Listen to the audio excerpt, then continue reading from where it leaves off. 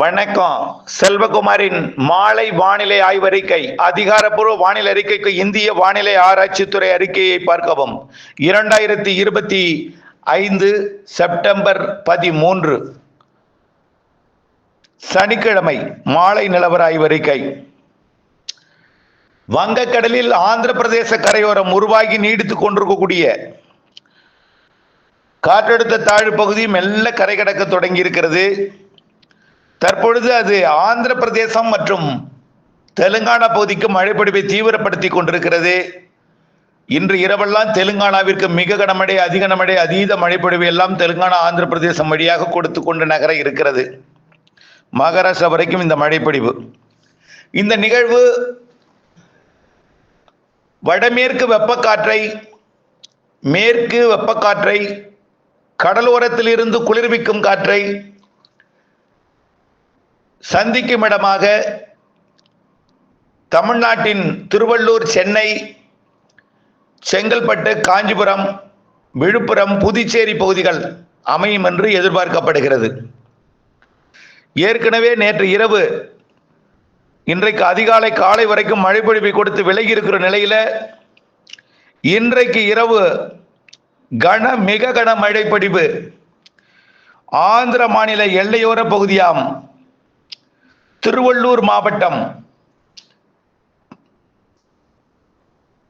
அதாவது பழவேற்காடு முதல் திருத்தணி வரைக்கும் மழைப்பொழிவை தொடக்கி அதனைத் தொடர்ந்து வேலூர் மற்றும் திருப்பத்தூர், ராணிப்பேட்டை மாவட்டங்களுக்கும் காஞ்சிபுரம் மாவட்டத்திற்கும் மழைப்பொழிவை தொடக்கும். இரவு 8 மணிக்கு மேல் இந்த மழைப்பொழிவு தொடங்கி பிறகு படிப்படியாக திருவண்ணாமலை மாவட்டத்தின் கிழக்கு பகுதி, வேலூர் மாவட்டம், ராணிப்பேட்டை மாவட்டம் மற்றும் புதுச்சேரி மற்றும் விழுப்புரம், செங்கல்பட்டு, சென்னை ஆகிய பகுதிகளுக்கு, குறிப்பாக சென்னை, காஞ்சிபுரம், செங்கல்பட்டு, திருவள்ளூர், சென்னை, திருவள்ளூர், காஞ்சிபுரம், செங்கல்பட்டு, விழுப்புரம் மாவட்டத்திற்கும் நல்ல ஒரு மழைப்பொழிவை, மிக கன மழைப்பொழிவை கொடுக்க வாய்ப்பு இருக்கிறது. புதுச்சேரிக்கு வாய்ப்பு குறைவுதான். ஆனால் கண்டிப்பா மரக்காணத்திற்கு வடக்கே செங்கல்பட்டு, சென்னை, திருவள்ளூர், காஞ்சிபுரம், ராணிப்பேட்டை, வேலூர், திருவண்ணாமலையோட கிழக்கு ஓரம் நல்ல மழைப்பொழிவை கொடுக்கும். சென்னைக்கு உறுதியாக மழைப்பொழிவு உண்டு. மாமல்லபுரத்திற்கும் நெல்லூருக்கும் இடையே மிக கனமழை பொழிவு, அதிக கனமழை பொழிவு கூட ஓரிரு இடங்கள்ல பொழிய வாய்ப்பு இருக்கிறது. அதீத மழைப்பொழிவு கூட வாய்ப்பு இருக்கு. இரவு 8 மணியிலிருந்து நாளை அதிகாலை வரைக்கும் இந்த மழைப்பொழிவு அந்த பகுதியில் கொடுக்கும் என்று எதிர்பார்க்கப்படுகிறது. பிறகு இந்த நிகழ்வு மேற்கு நோக்கி ஆந்திர பிரதேசம் வழியாக நகர மெல்ல செயலிழக்க மீண்டும் மேற்கு தொடர்ச்சி மலை மாவட்டங்கள்ல 15ஆம் தேதியிலிருந்து மழைப்பொழிவை கொடுக்க தொடங்கும். ஆக ஞாயிற்றுக்கிழமை 14ஆம் தேதி தமிழ்நாட்டிலே மழைக்கு வாய்ப்பு இல்லை எனலாம். திங்கட்கிழமை 15ஆம் தேதி தென்கோடி மாவட்டங்கள்ல, தமிழ்நாட்டின் தென்கோடி மாவட்டம், கன்னியாகுமரி, திருநெல்வேலி, தென்காசி, விருதுநகர், தேனி, தூத்துக்குடி, விருதுநகர், ராமநாதபுரம், சிவகங்கை, மதுரை, புதுக்கோட்டை இந்த மாவட்டங்கள் வரைக்கும் வரக்கூடிய 15ஆம் தேதி திங்கட்கிழமை மழைக்கு வாய்ப்பு பிரகாசமாக இருக்கிறது. கர்நாடக எல்லையோரத்தில் ஈரோடும் நீலகிரியும், கர்நாடக எல்லையோரத்தில் கிருஷ்ணகிரி, தருமபுரியும் வாய்ப்பு தெரிகிறது. 15ஆம் தேதி திங்கட்கிழமை இந்த நிகழ்வு முற்றிலுமாக செயலிழந்து தொடர்ந்து வளிமண்டல சுழற்சியாக மகாராஷ்டிரா பகுதியில் நீடித்துக் கொண்டிருக்க காற்றோட வேகம் மிக குறைந்து தமிழ்நாட்டிலே புழுக்கம் அதிகரித்து வெப்பச்சலன இடிமழை பொழிவை தொடக்க இருக்கிறது. தெற்கு, தென்கிழக்கு, கிழக்கு, மேற்கு எல்லா காற்றும் தமிழ்நாட்டிலே குவிய தொடங்கும்.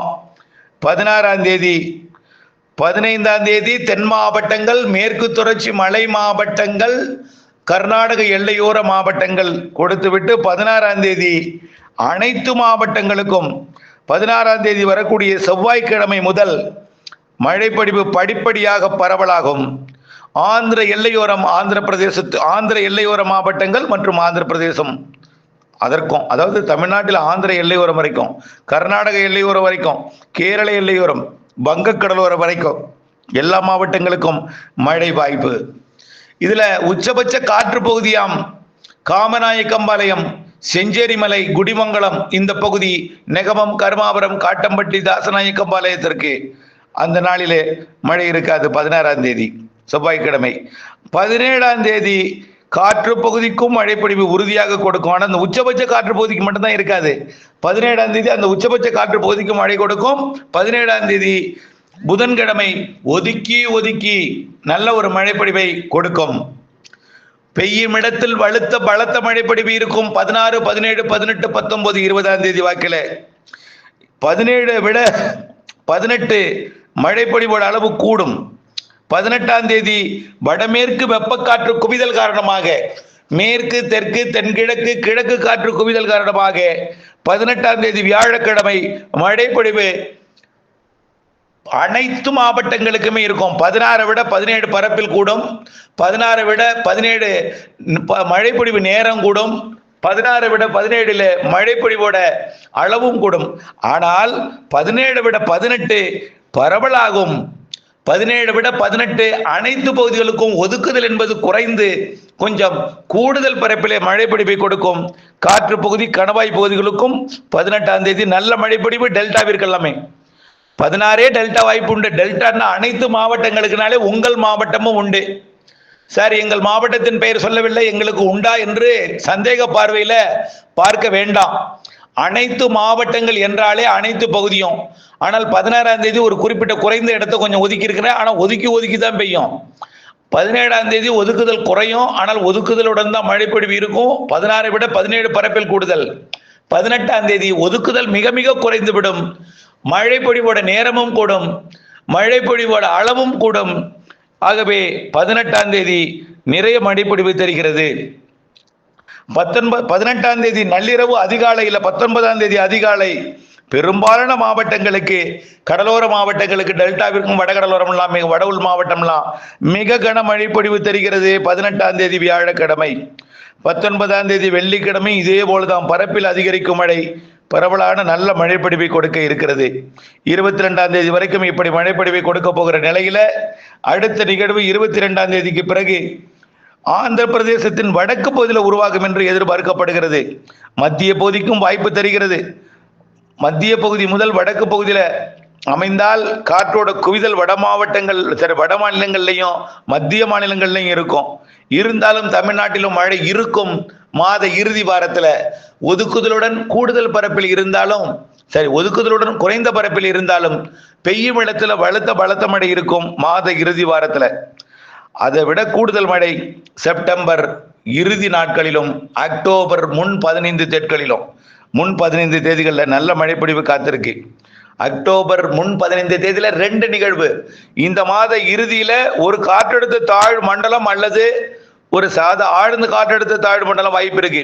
புயலா கூட மாறலாம் இந்த மாத இறுதியில. ஆனால் அது ஒடிசா கரை கடக்கும். இது வந்து மிக தீவிரம் அடைய போகிற காரணத்தினால்தான் அது ஒடிசாவில் போய் கரை கடக்க வாய்ப்பு இருக்கு. அதனாலதான் நிகழ்வு வட மாநிலங்களுக்கு போக போகுது. ஆனால் தீவிரமடையாமல் தாழ்வு பகுதியாக இருந்தால் அது மத்திய ஆந்திரா. ஆனால் அக்டோபர் 1ஆம் தேதியிலிருந்து 15ஆம் தேதிக்குள் 2 நிகழ்வு. அது மத்திய ஆந்திரா, தெற்காந்திர பகுதி வழியாக கடக்கும். தமிழ்நாட்டிற்கு நிறைய மழைப்பொழிவு தரும். ஆகவே நிறைய மழைப்பொழிவிற்கு நம்பிக்கையுடன் காத்திருங்கள். வடகிழக்கு பருவமழை குறித்த அறிக்கையும் சிறப்பாக பதிவு செய்யப்பட்டிருக்கிறது. தொடர்ந்து பல மாதங்களாக அறிக்கை வழங்கி கொண்டிருக்கிறோம். வடகிழக்கு பருவமழை நம்பிக்கை உங்களுக்கு வேண்டும். வானிலை ஆய்வறிக்கையுடன் இணைந்திருக்க வேண்டும். வானிலை அறிந்து விவசாயம் செய்திட வேண்டும். லாபம் அடைந்திட வேண்டும். நன்றி.